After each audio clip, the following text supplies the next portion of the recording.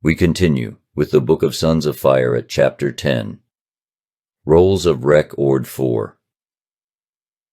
Wisdom, Book of Sons of Fire, Chapter 10. The Roll of Record 4. Now even in the days of Hoshkaya, the records were not whole, and Hoshkaya caused it to be that this was written. It was set down in the manner of Kahadmos. It is written in the Book of Mithram. The true man has many qualities, and among the greatest is the inclination towards his duty. A man has a duty to his soul, to his God, to those who govern, and to his household. The weakling runs in battle and says, "See, I have done my duty, I am alive." The true man stands resolute and grim. His enemies are like chaff before the wind. He is the master of life. Duty is the goddess of manhood, and she demands no mean sacrifice. The grim goddess says, "Die," and the true man steps forward. The ranks of the everlasting lords of life open, and he takes his place among them. Duty says, "Glory and honor will never be yours. Your miserable lot is to labor in the brick pits, so that your wife and children will not go hungry." The true man faces his task with fortitude and cheerfulness. Courage is the greatest quality of manliness, and duty the greatest expression of courage. What chastity is to woman, duty is to man, the willingly assumed burden of their kind. Man and woman travel the same road together, but each bears a different burden. Hoshkaya said, "This shall be added to the records.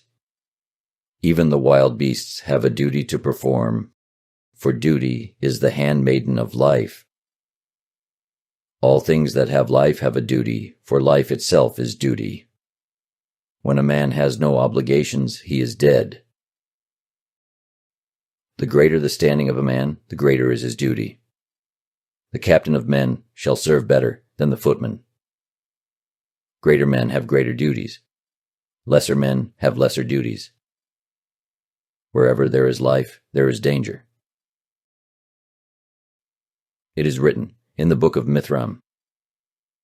The true man is generous in word and deed. Meanness has no place with him. He who gives with one hand gathers with the other. It is also written thus: all men must seek to rise above their estate. They either rise or are cast down. Only man knows discontent and seeks to improve his lot. For discontent is the maker of men.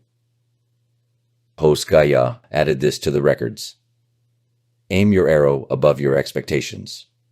The man who sends an arrow towards the moon shoots farther than the one who sends it to a treetop. Choose your bow according to your strength.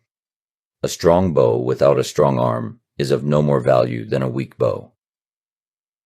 Judge a man by his aim, and not by his bow. A plain bow for service, a fancy bow for display. The strongest bow ever made is useless without an arrow. Hoshkaya said, "These are things which are written but have been lost. Let them be recorded again." Success is the child of diligence and persistence. It follows the footsteps of the wise, even as failure dogs the foolish. Men have the choice of either success or ease. They cannot have both. To be beaten and still not surrender, that is true victory. Failure is the yardstick of success. It alone adds value to achievement. But there can be no real failure except through the acceptance of failure. These things were added to the records, but we cannot tell when, though it is said by Hoshkaya, "The manly spirit rejoices in freedom and cannot bear the yoke of servitude. It will admit no master who imposes his will by force." A man may submit to leadership and command in warfare and be a better man, for true service is not servility. Never demand your rights before you have earned them. A man is unworthy of freedom unless he also recognizes the rights of others to freedom. The freeman is his own governor, and his rule is more rigorous than that of a despot. The only man entitled to be free is the one who governs himself strictly and wisely. Every nation moves either towards freedom or towards servility, for none can remain suspended between the two. It is free men, if they are weak, who are the greatest enemies of freedom. Great events do not make either heroes or cowards, they just unveil them to the eyes of men. Hoskaya caused this to be written, saying, "This too was once written, but is now lost to us by decay." The way of the evildoer is the path of sleeplessness.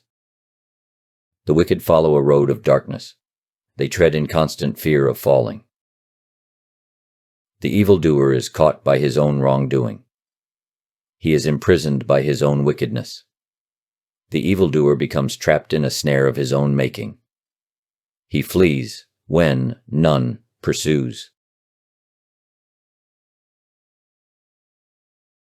It is truly said, "The wicked in heart praise the wicked in deed." More men think wicked thoughts than commit wicked deeds. For many who would act are cowards. Observe the man who talks much about the deeds of wicked men. Would he not be among them, did he not lack the courage? This was written in records which were lost, even in the days of Jacob. In 100 generations men will be less wicked, for such was written in the plans of God. When 1,000 years have passed, women will be more fair, for this was written in the plans of God. A day will come when a great nation will rise above all others, to lead the nations of the earth, and it will survive even the day of visitation. Much was written of this nation, which is now lost. As the generations pass, the earth will become more fruitful, for this was written in the plans of God. The body of the great God contains all that is, and his spirit is contained in all that is. The spirit is perfect, but the body is imperfect.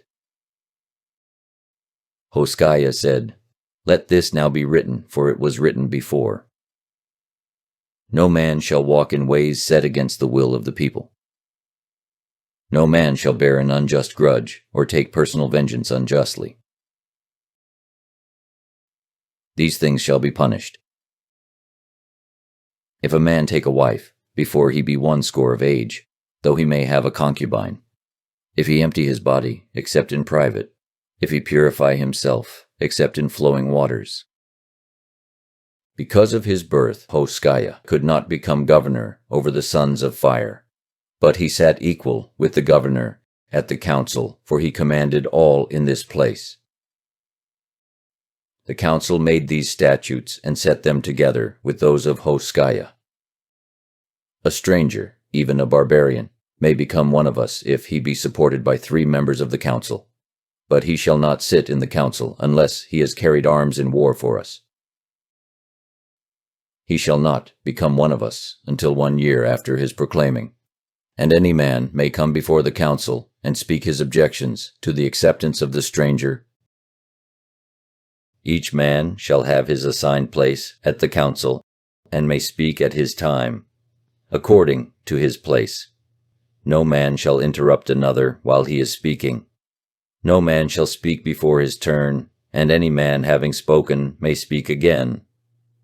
If a man has spoken twice and desires to speak again, he shall stand and remain silent. If 1 man in 5 raise their hands for him, he may speak again. But if they do not, he shall be reseated and not speak. If more than 1 man stand up at a time, those of lesser placement shall reseat themselves. On the 3rd time no man shall speak except on some matter spoken about by one who came after him, and he may not speak about any new thing. No man shall speak beyond his own time. The old statute shall be changed, so that no man shall sit on the council, except he be 80 years old. But those over 80 years may remain on the council. A man who has carried weapons of war in battle shall take a higher position than a man entering the council with him who has not. If a man go to sleep during a meeting of the council, he shall not come there again for 1 season. A man shall not leave a meeting of the council while another is on his feet speaking. And when a man goes outside, no man shall speak in debate. A man shall not spit or laugh foolishly or make bawdy noises during a meeting of the council. No man shall whisper or talk except in his talking time. A man shall not revile another at a meeting of the council. If a man wish to make an accusation or call something into question, he shall state it when he is speaking, and ask that a time be made for it to be debated. This shall be the stranger's oath upon admittance. I swear, before the God of this enclosure, that I will dutifully follow his ways and obey his commands. I swear to be steadfast on the great path. I swear to submit myself to all your statutes, and to remain faithful to you in warfare and before the face of terror, even under torment by the barbarians. This I swear for all time. Thank you for listening. We hope you enjoyed the Rolls of Record 4. Thank you for watching. Don't forget to like and subscribe.